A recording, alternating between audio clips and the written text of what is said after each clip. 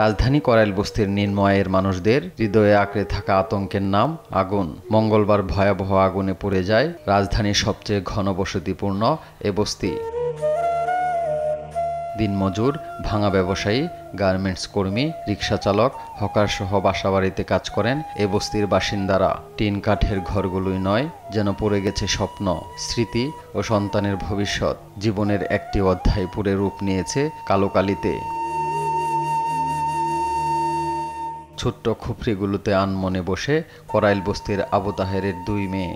অভাবে সংসারের শেষ সম্বলটুকু আগুনে জ্বলে পুড়ে নিঃস্ব এ 5 সদস্যের পরিবার। ভালো মতো থাকার জায়গা পাচ্ছি না, ঠিক মতো খাবার পাচ্ছি না। যতটুক অর্থ ছিল বা যতটুক আমাদের নিয়ে চলার মতো ছিল, সব কিছু আগুনে আমাদেরকে নিয়ে চলে গেছে, আগুনে পড়ে গেছে। এখন মনে করেন আমাদের জানটুকু আর আমাদের যে পরার কাপড়টুকু ছাড়া এখন বর্তমানে আমাদের কিচ্ছু নেই। 10 সদস্যের পরিবার নিয়ে এখন খোলা আকাশের নিচে দিন কাটছে আলিয়া বেগমের। রেখা বেগম ক্ষোভ প্রকাশ করেন। আম্বিয়া বেগম সর্বশান্ত। প্রতিবন্ধী নাতিকে নিয়ে বসে আছেন পলিথিনের তাঁবুতে। ও হাঁটতে পারে না, বইতে পারে না, কথা কইতে পারে না। খাবার অনেক কষ্ট করে খাওয়ানো লাগে, খাওয়াই আবার বমি করে ফেলায়, খাওয়াই আবার বমি করে ফেলায়। এইভাবে ওর জীবন বাইসে আছে এখনো। খাওয়ান দেয়, ওদিকে দেয়, এদিকে তো কিছু পাইতাছি না, খাওয়ান পাইতাছি না, তারপর কোনো কিছু পাইতাছি না। এখন আমরা কি করবো ভাববে লইতে পারি না। আমি এখন আমার কাছে টাকা পয়সা ছিল, সব করছে, ঘরে ছিল। যারা আসতেছে ওই পাশে মেন রোড দিয়ে ঢুকে আমাদের এই কোনার ভিতরে আসে না, আমাদের কোনো সহযোগিতা আমরা পাচ্ছি না, না খাবার না পানি। 70 বয়সী ইউনুস মিয়ার বাড়ি ঘর আগুনে পুড়ে ধ্বংসস্তূপ। নিজেই মেরামত করছেন নষ্ট হয়ে যাওয়া পানির কল।